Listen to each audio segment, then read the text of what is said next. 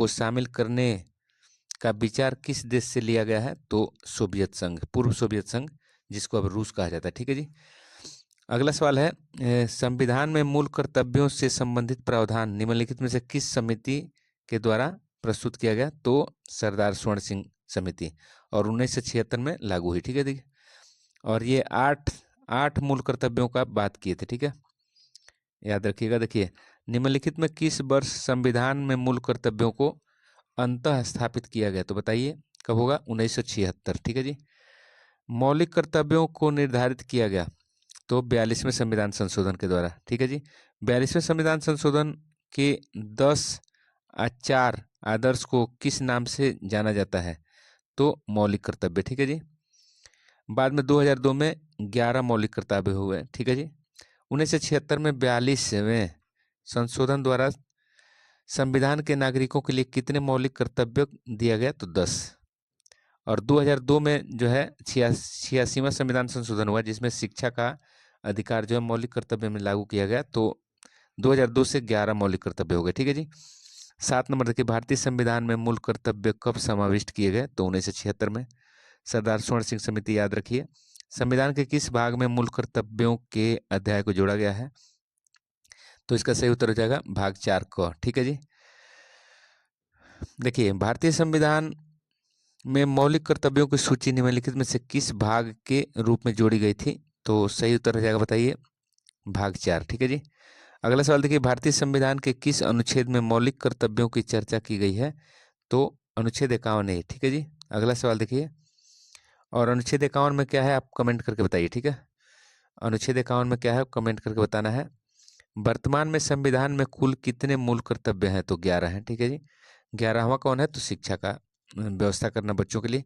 किस संविधान संशोधन अधिनियम द्वारा संविधान में मूल कर्तव्यों को शामिल किया गया? तो 42वें संविधान संशोधन 1976। ठीक है जी। अगला सवाल देख लीजिए। अगला सवाल है, मौलिक कर्तव्यों को संविधान में सम्मिलित किए जाने का प्रयोजन है? क्या प्रयोजन है?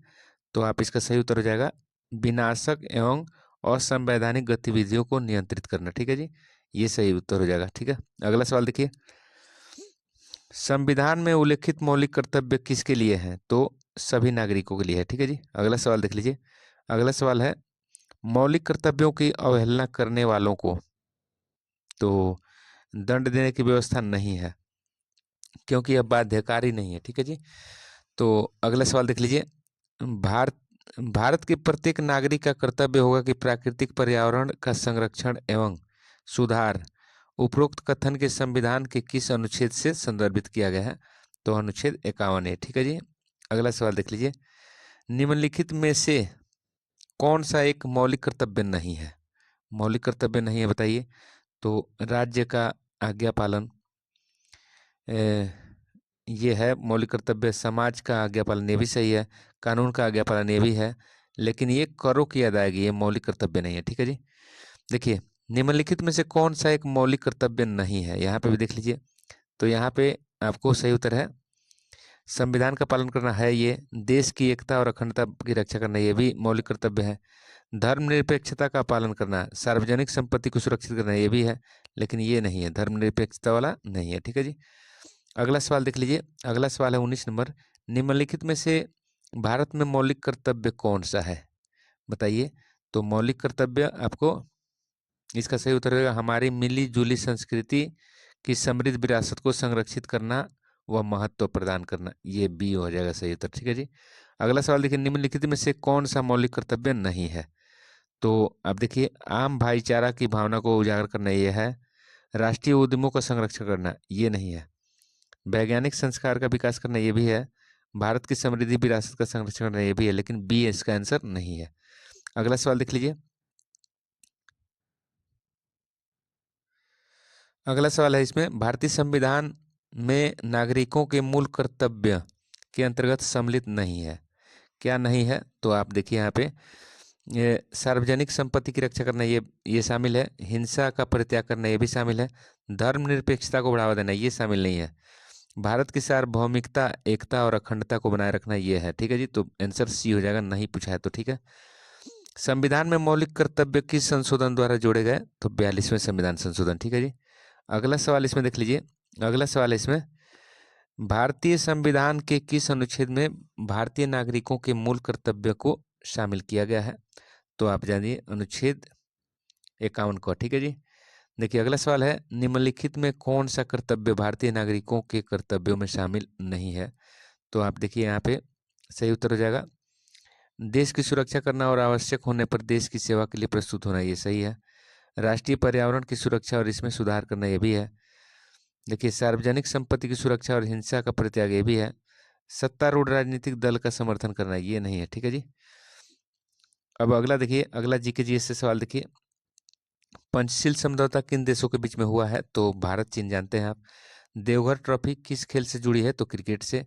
देखिए दिलवाड़ा का जैन टेम्पल आपको राजस्थान में मिलेगा। देखिए शांति निकेतन निम्न में से किस व्यक्ति से संबंधित है? तो रविंद्रनाथ ठाकुर जी से, जिनको गुरु कहा जाता है, गुरु जी कहा जाता है। देखिए ब्राजील किस पदार्थ का सबसे बड़ा निर्यातक है? तो कॉफी। और यहाँ के कॉफी के बंदरगाह को फेजेंडा कहा जाता है, फेजेंडा। उबेर कप किस खेल से संबंधित है? तो विश्व महिला बैडमिंटन। और वहीं पुरुष का पूछेगा तो थॉमस, विश्व पुरुष बैडमिंटन को थॉमस कप कहते हैं। ठीक है जी। अगला सवाल देखिए, सर्जिकल स्ट्राइक 2016 के समय भारतीय सेना के जनरल कौन थे? तो जनरल दलबीर सिंह सुहाग। ठीक है। अगला सवाल देख लीजिए, बांग्लादेश की राष्ट्रीय मुद्रा का नाम क्या है? तो टका। देखिए अगला सवाल, संयुक्त राष्ट्र संघ की स्थापना 1945 में 24 अक्टूबर को हुआ। IAEC ये होता है इंडियन एटॉमिक ऊर्जा कमीशन, एनर्जी कमीशन। ठीक है जी। तो ये बी हो जाएगा, सही है। देखिए वायसराय भारत में किसका प्रतिनिधित्व करता था? तो ब्रिटिश सिंहासन का। ठीक है, आंसर क्या हो जाएगा? सी। भारत के प्रथम उपराष्ट्रपति कौन थे? तो आप जानते हैं डॉक्टर राधाकृष्णन। ठीक है, सर्वपल्ली राधाकृष्णन। चीन ने भारत पर आक्रमण कब किया था? तो 1962 में। ठीक है जी। अगला सवाल देख लीजिए, भाषाई आधार पर, भाषाई आधार पर गठित होने वाला भारत का प्रथम राज्य कौन है? तो आंध्र प्रदेश। देखिए भारतीय संविधान की प्रस्तावना में समाजवादी धर्मनिरपेक्ष शब्द जो है कब जोड़ा गया? तो 42वां संविधान संशोधन 1976, सरदार स्वर्ण सिंह समिति। देखिए अगला सवाल देख लीजिए, अगला सवाल देख लीजिए, विज्ञान से है। सवाल पूछा जा रहा है कि किसी द्रव के क्वथनांक को कैसे बढ़ाया जाएगा? तो दाब बढ़ाकर। ठीक है जी। विशिष्ट प्रतिरोध का मात्रक क्या होता है? ओम मीटर होता है। ठीक है जी। निम्न में से कौन सी वस्तु चुंबकीय है? तो लोहा है। विद्युत किससे उत्पन्न होता है? तो आप जानते हैं डायनेमो से विद्युत उत्पन्न होता है। ठीक है जी, डायनेमो से। और मोटर क्या होता है? यांत्रिक ऊर्जा को विद्युत ऊर्जा में बदलता है। सॉरी, मोटर जो होता है विद्युत ऊर्जा को यांत्रिक ऊर्जा में बदलता है। डायनेमो जो होता है यांत्रिक ऊर्जा को विद्युत ऊर्जा में बदलता है। ट्रांजिस्टर जो है इलेक्ट्रिक ऊर्जा को ध्वनि ऊर्जा में। देखिए सोनार नामक यंत्र किस काम में आता है? तो पनडुब्बी के स्थान का पता लगाने में। ठीक है। शक्ति, शक्ति का मात्रक क्या है? तो जूल प्रति सेकंड एवं वाट। ठीक है जी। छड़ चुंबक के मध्य में चुंबक कितना होता है? तो शून्य। अगला सवाल देख लीजिए, अगला सवाल है, जी का मान अधिकतम कहाँ होगा? तो पोल पे होगा, ध्रुवों पर। ठीक है जी, ध्रुवों पर। अगला सवाल देखिए, निम्न में से कौन सा आवेश रहित है? तो किस पर आवेश नहीं होता है? इस पर न्यूट्रॉन पर जीरो आवेश होता है। प्रोटॉन पर आपका +1 होता है और इलेक्ट्रॉन पर -1। तो इलेक्ट्रॉन का खोज जे थॉमसन और प्रोटॉन का गोल्डस्टीन और न्यूट्रॉन का चैडविक। ठीक है जी। मानव रक्त, मानव रक्त प्लाज्मा में प्रायः पानी की प्रतिशत कितना होती है? तो 90, 91 से 92%। ठीक है। रिक्टर स्केल से क्या मापते हैं? तो भूकंप की तीव्रता। अगला सवाल देख लीजिए, 27 नंबर है, ध्वनि तरंगों को विद्युत तरंग में परिवर्तित करने का काम कौन करता है? तो आपको माइक्रोफोन। ठीक है। अगला सवाल देख लीजिए, अगला सवाल आपसे पूछा जा रहा है, ताप बढ़ने से ध्वनि का वेग क्या होगा? ताप बढ़ने से ध्वनि का वेग बढ़ता है। ठीक है। अगला सवाल देख लीजिए, इसको छोटा कर दीजिए थोड़ा सा।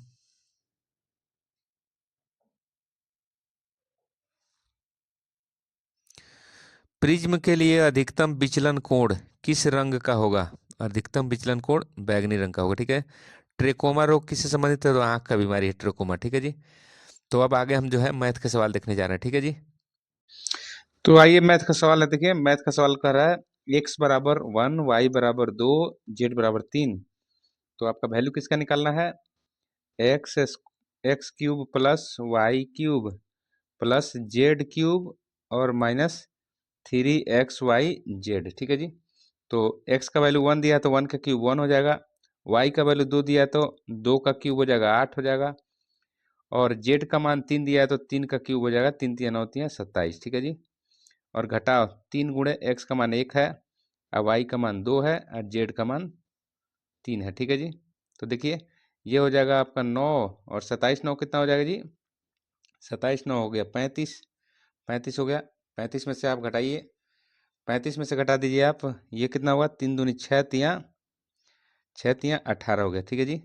तो घटाइएगा तो कितना हो जाएगा जी, 15 में से 8 गया 7 और यहाँ 2 में से 1 गया 1, 17 हो जाएगा, ठीक है जी। तो 17 आंसर कहाँ दिया है, तो 17 आंसर आपका बी हो जाएगा, ठीक है। देख लीजिए कैसे बना है। अगला सवाल देखिए, अगला सवाल आपसे कहा जा रहा है 50 प्लस 70 का 20% कितना होगा, तो 50 देखिए 50 प्लस 70 का 20%, 20% देख लीजिए 20/100 हो जाएगा। तो देखिए ये हो जाएगा आपका 120 गुणे 20/100, तो 0 2 कट गया, 2 0 कट गया, तो 12 दूना 24 आंसर आ गया। क्या आ गया जी, 24 आंसर। देखिए 24 आपका बी में दिया, ठीक है। अगला सवाल देख लीजिए, अगला सवाल क्या कह रहा है जी, अगला सवाल आपसे देखिए, अगला सवाल पूछ रहा है 33 नंबर सवाल है। एक व्यक्ति को एक व्यक्ति कार को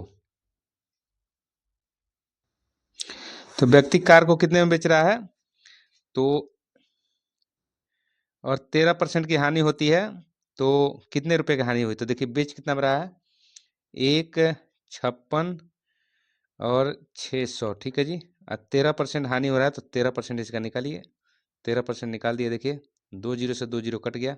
अब 13 से गुणा करिए, 13 छक्का 78 हो गया, और 13 छक्का 78 और 7 कितना हो गया जी, 78 7 हो गया 85, 85 हो गया, और आपको आपके पास 8 बच गया, 13 पचे 65 और 8 कितना हो गया जी, 65 8 हो गया आपका 73, और 13 कम 13 7 कितना हो गया 20, तो 20,358, 20,358, 20,358 कहाँ दिया है, तो आपका आंसर ए में हो जाएगा, ठीक है जी। आंसर क्या होगा, ए, आंसर आपका ये हो गया 20,358। देखिए अगला सवाल, देखिए अगला सवाल क्या लिख रहा है, मोहन की उम्र उसके पुत्र से 5 गुनी है, ठीक है जी। तो देखिए ये मोहन हो गया और इसका पुत्र हो गया सन, तो यदि सन एक्स है तो मोहन कितना है 5x, इसका 5 गुना हो गया। बोल रहा 4 वर्ष बाद दोनों का उम्र जो कितना होगा 44, तो 4 वर्ष बाद ये भी 4 साल बढ़ेगा और 4 साल ये भी बढ़ेगा, तो दोनों का जोड़ने से बोल रहा है कि 44 आना चाहिए, ठीक है जी। तो देखिए एक्स और एक्स मिलेगा तो 6x हो जाएगा, और इधर हो गया 8, इधर है 44, तो देखिए 6x बराबर ये 8 जाएगा घट जाएगा तो इधर 36 हो जाएगा, तो 6 से कट गया आपका 6 बार में, ठीक है जी। तो लड़का 6 साल का था और मोहन 5x, 5x मतलब आपका 5x का मतलब होता है 5 गुणे 6 बराबर 30 साल का, ठीक है जी। तो मोहन कितने साल का है, 30 साल का, तो 30 देखिए इसमें कहाँ दिया है, तो 30 साल आपका दिया है बी में, ठीक है जी।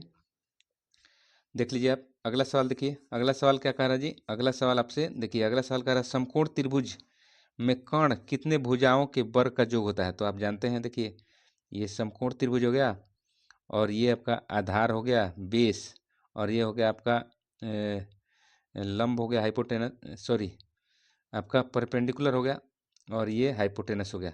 तो आप जानते हैं हाइपोटेनस मतलब कर्ण बराबर होता है b square plus p square के, तो दो भुजाओं के वर्ग के बराबर होता है, तो आंसर बी हो जाएगा, ठीक है जी। आंसर बी होगा। अगला सवाल देखिए, अगला सवाल लिख रहा है, अगला सवाल है एक शहर की जनसंख्या 64, कितना जी 64,000 है, 10% रेट से बढ़ रहा है, तो 3 वर्ष बाद जनसंख्या क्या होगा, तो ये चक्रवृद्धि ब्याज के मिश्रधन वाला सूत्र से बनेगा। तो ए बराबर क्या होता है, मिश्रधन बराबर पी इंटू 1+r/100 के पावर टी होता है, ठीक है जी। तो देखिए पी यहाँ 64,000 हो जाएगा, 64,000 गुणे 1 प्लस रेट क्या है 10% से बढ़ रहा है, तो ये और पावर कितना हो गया जी 3, ठीक है जी। अब देखिए इसको गुणा करिए, तो ये काट दीजिएगा, तो ये देखिए 64,000 हो गया, और ये 10 से कम 10 है 11/10, 3 बार है तो 11/10 और 11/10, ठीक है जी। 3 बार गुणा कर दिए, 3 जीरो से 3 जीरो कट गया, नीचे कट गया 3 जीरो। अब 64 में आपको तीनों 11 से गुणा करिए, तो देखिए 11 11 121 होगा, 121 में 11 से गुणा करिएगा तो आपका कितना आएगा जी?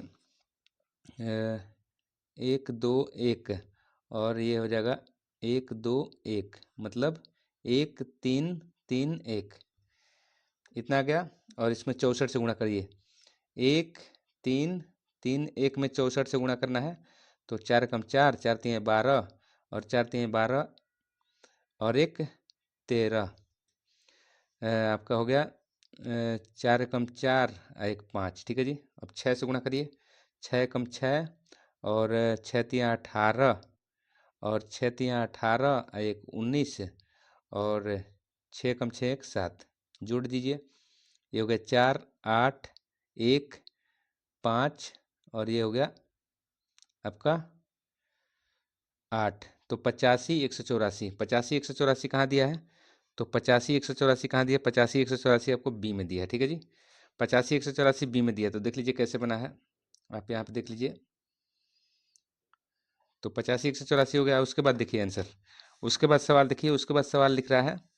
सवाल क्या कह रहा है जी? आपका 476 और 1386 और 1246 का मौस, मतलब महत्तम समापवर्तक निकालना है, ठीक है जी। तो गुणनखंड विधि से निकाल लीजिए। देखिए 476, 476 का फैक्टर करिए, तो 2 से करिएगा, 2 दूनी 4, 2 तिया 6, 2 आठे 16, ठीक है जी।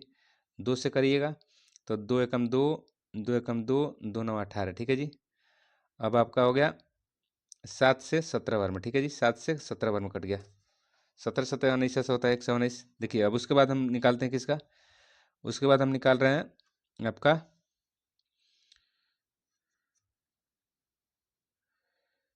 किसका निकालूंगा? 1386। 1386 देखिए, 1386 का निकालिए।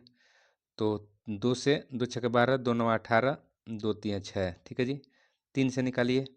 3 से 3 दूनी 6, 3 तिया 9, 3 एकम 3, ठीक है जी। अब फिर 3 से कटेगा। 3 सत्ते 21, 3 सत्ते 21, ठीक है जी। और फिर देखिए 7 से कटेगा 11 बार में, ठीक है जी। अब आपका क्या बच गया जी? 1246।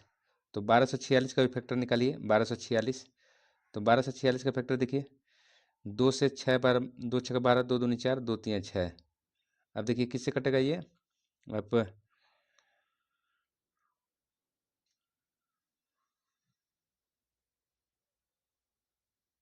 7 से काटिए। 7 से कटेगा 7 8 56, तो 6 बचेगा, और 7 9 63, ठीक है जी। अब ये देखिए अब नहीं कटेगा। तो नहीं कटेगा तो अब देखिए क्या क्या मिल रहा है दोनों में। अब तीनों में जो जो मिल रहा है उसी को गुणा करना है। देखिए एक तो सब में 2 मिल रहा है, तो यहाँ में सब में 2 मिल रहा है। देखिए सब में 2 मिल रहा है, तो एक 2 लिख दिया। उसके बाद क्या मिल रहा है? 7 7 और 7, और 7 मिल रहा है, तो 7 से गुणा करिए। तो टोटल आपका 14 आंसर हो गया। क्या हो गया जी?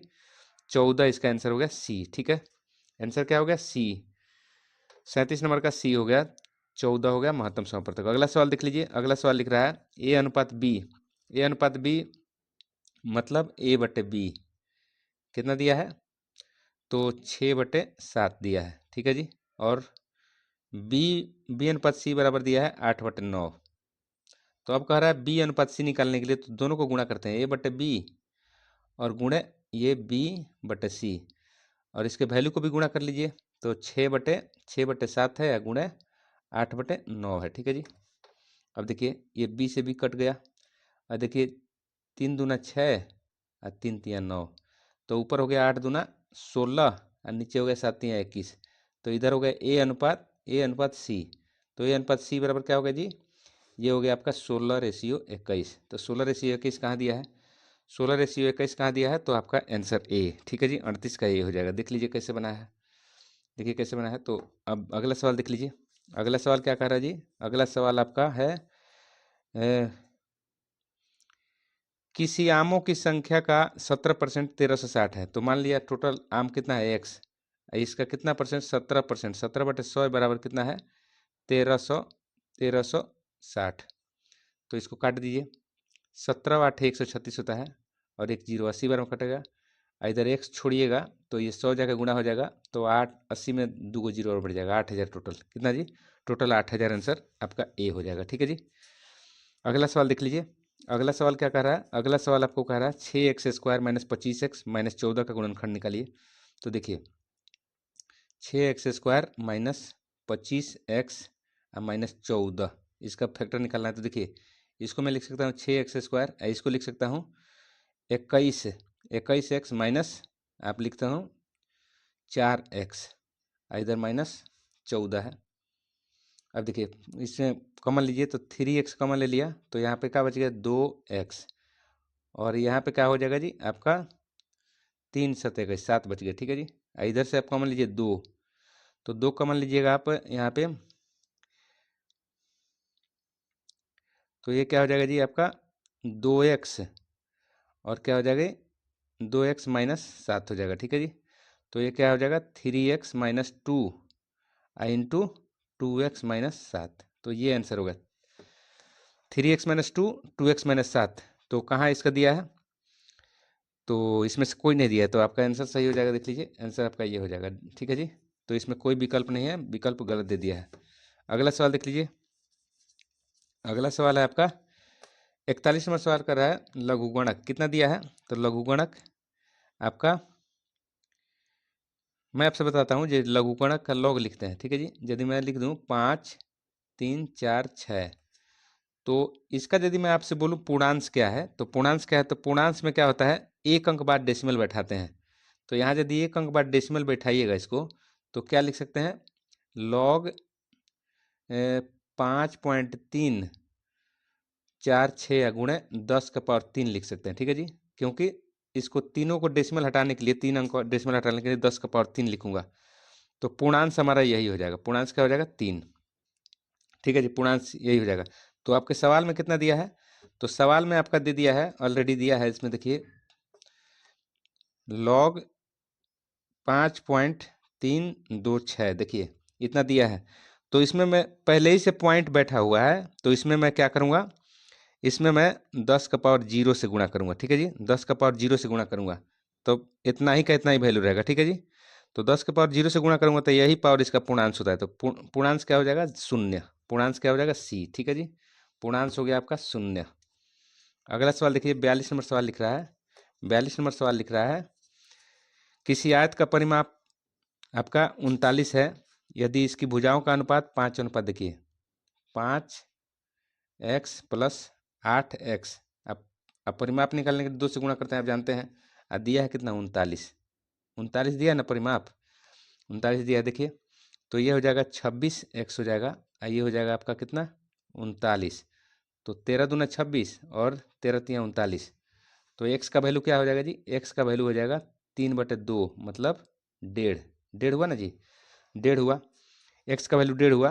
तो कह रहा है भुजाओं की लंबाई बताइए, तो 5x, आप देखिए यहाँ पे भुजाओं की लंबाई बोल रहा है, तो 5x, एक भुजा 5x है, मतलब 5 में x का वैल्यू 1.5 है, तो 1.5 से गुणा किया तो 7.5 हो गया, 7.5 हो गया। और एक भुजा 8x है, इसमें इसमें देखिए मैं 8 गुणे x का वैल्यू 1.5 है, तो 8 1.5 ये 12 हो जाएगा। ठीक है जी, तो 7.5 और 12, 7.5 और 12 कहाँ दिया है, 7.5 और 12, आंसर आपका बी है। ठीक है जी, तो भुजाएं कितना हो जाएगा 7.5 और 12, तो देख लीजिए।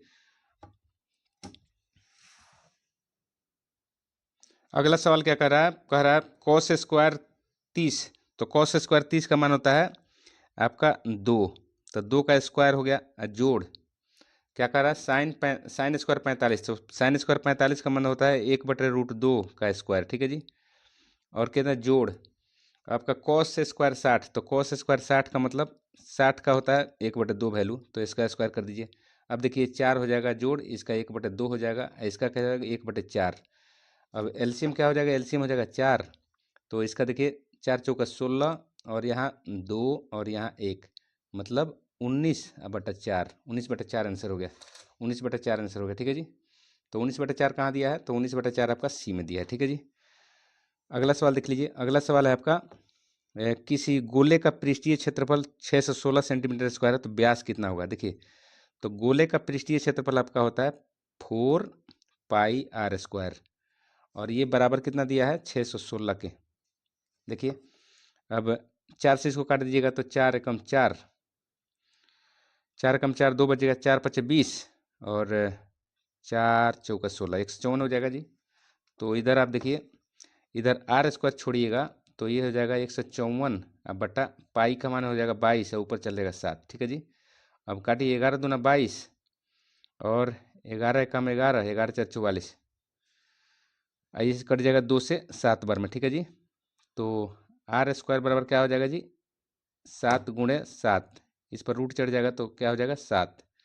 तो जब व्यास पूछ रहा है तो इसमें 2 से गुणा कर दीजिएगा, तो डी बराबर क्या आ जाएगा 14। डी बराबर क्या आ जाएगा 14, व्यास आ जाएगा 14। व्यास पूछ रहा है ना जी, तो व्यास आपका 14 हो जाएगा, आंसर बी होगा। ठीक है। अगला 45 नंबर सवाल देखिए, 45 नंबर क्या कह रहा है, कह रहा है समीकरण 5x² देखिए 5x² माइनस 7x प्लस 2 का मूल निकालना है, तो इसका फैक्टर निकाल लीजिए। ये 5x², इसको आप लिखिएगा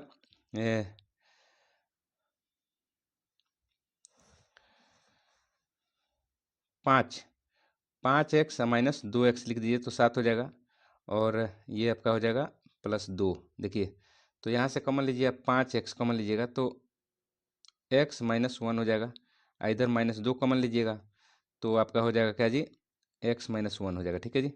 तो 5x और माइनस 2 और ये हो जाएगा x माइनस 1, तो दोनों के बराबर जीरो करिएगा तो एक बार x बराबर हो जाएगा 2/5 और एक बार x/1 हो जाएगा। तो 1 और 2/5, देखिए 1 और 2/5 कहाँ दिया है, 1 और 2/5 कहाँ दिया है, तो आंसर ए में दिया है। ठीक है, ऐसे ही निकालते हैं मूल। अगला सवाल देखिए रीजनिंग का है, कह रहा है ये देखिए 2 से 4 हो गया 4 बढ़ गया, 2 से 6 हो गया 4 बढ़ गया, फिर 8 बढ़ गया 14 हो गया, फिर 16 बढ़ गया 30 हो गया, अब 32 बढ़ेगा तो 62 हो जाएगा। आंसर क्या हो जाएगा, डी 62। 48 नंबर सवाल देखिए, 48 नंबर सवाल लिख रहा है, डाउटर को देखिए, डाउटर को TER और DAUGH लिख दिया गया है। तो इसी तरह पूछ रहा है एप्टीट्यूड को कैसे लिखेंगे, तो एप्टी देखिए एप्टीट्यूड, एप्टीट्यूड को लिखना है, एप्टीट्यूड को लिखना है आपको। तो इसको कैसे लिखिएगा, तो देखिए लास्ट वाला TER ऐसे उठा के शुरू में रख दिया था, UDE रख दिया शुरू में, और फिर वैसे लिख दीजिए APTIT ऐसे लिख देंगे, ऐसे मिला लीजिए किसमें आंसर है। तो आपका आंसर क्या हो जाएगा जी, UDE APTIT, आंसर क्या हो गया बी। ठीक है जी, आंसर बी हो गया।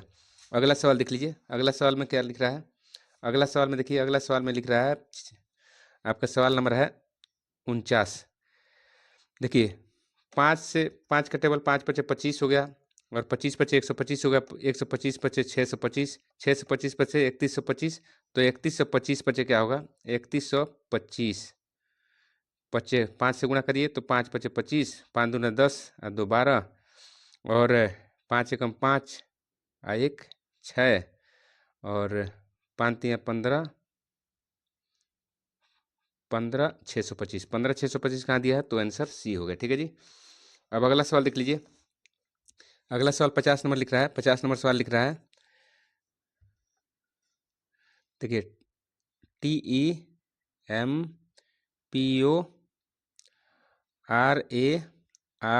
टेम्पररी, इसको क्या लिख दिएगा, नीचे लिखिए, नीचे इसका देखिए, नीचे इसका क्या लिख रहा है, नीचे इसका लिख दिया है EPRSAYOYM।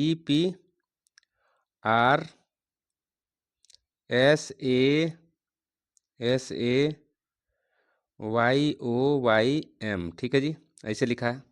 और उसके बाद किसका लिखा है जी, उसके बाद देखिए एक्सक्यूज, एक्सक्यूज को क्या लिखा है, एक्सक्यूज को क्या लिख रहा है, PGNVXP। ठीक है जी, ऐसे देख लीजिए आप क्या क्या लिखा है, ये अक्षर देखिए। तो क्या कह रहा है एस्यूर, एस्यूर का क्या लिखेंगे, एस्यूर को क्या लिखेंगे, देखिए तो आप इसी में से चुन लीजिए। देखिए ए के जगह, ए के लिए क्या लिखा गया है, ए के लिए ओ लिखा गया है, एस के लिए क्या लिखा गया, देखिए एस के लिए पी और ये पी, यू के लिए क्या लिखा गया, देखिए यू के लिए आपका भी लिखा गया है, आर के लिए क्या लिखा गया, आर के लिए वाई, आई के लिए क्या लिखा गया, देखो ई के लिए पी लिखा गया है। तो मिला लो, OPP VYP VYP OPP VYP, आपका आंसर ए हो गया। तो आज की वीडियो में इतना ही, अगले वीडियो में फिर मिलते हैं। तब तक के लिए जय हिंद जय भारत। चैनल को लाइक करिए, सब्सक्राइब करिए, मित्रों में शेयर करिए। ज्ञान बांटने से ज्ञान बढ़ता है। बेस्ट ऑफ लक, आपका नौकरी जरूर होगा।